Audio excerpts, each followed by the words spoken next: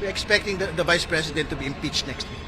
Handa na raw ang Kamara na desisyonan ang mga reklamong nais patalsikin sa pwesto si Vice President Sara Duterte sa susunod na linggo.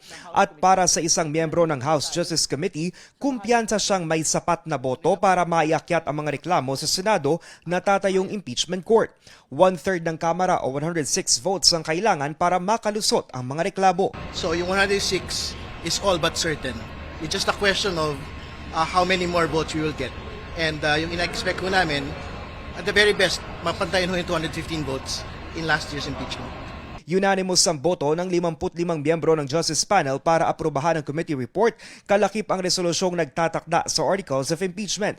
Ayon kay Bicol Saro Representative Terry Ridod na miyembro ng Justice Committee, sa Martes, May 5, pinakamaagang tatalakayin sa plenaryo ang complaints. Sabi ni mamamayang Liberal Representative Laila de Lima na endorser ng isa sa mga reklamo, 4 ang Articles of Impeachment laban kay Duterte.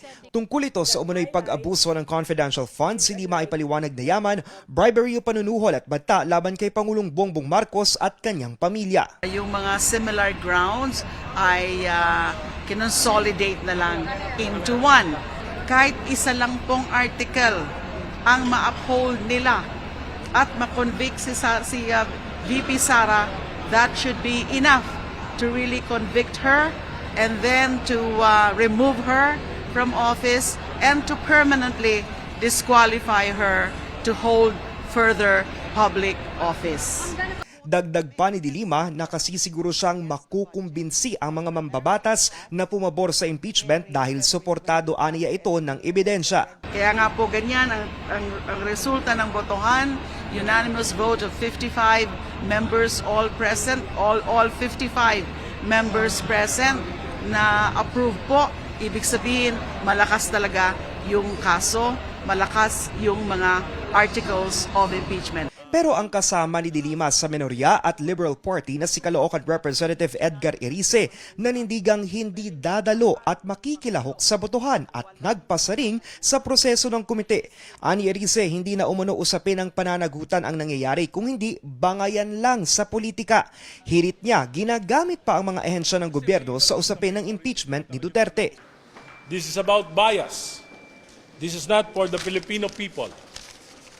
This is about the survival of politicians on both sides. I refuse to be part of this. Nang tanungin naman kung may kinalaman sa politika ang kanyang posisyon, Hindi ako namamangka sa ilog ni Duterte o sa ilog ni Marcos dahil ang pupuntahan ng ilog ni Marcos at ni Duterte ay impyerno sa bansang Pilipinas. sa pagtatapos ng pagdinig ng House Justice Committee, nanindigan ang pinuno nito na si Batangas 2nd District Representative Jinky Luistro na walang shortcut sa kanilang proseso.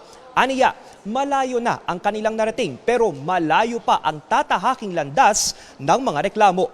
Para sa mga impormasyong napapanahon at on-demand, Lance Mexico, Newswatch Plus.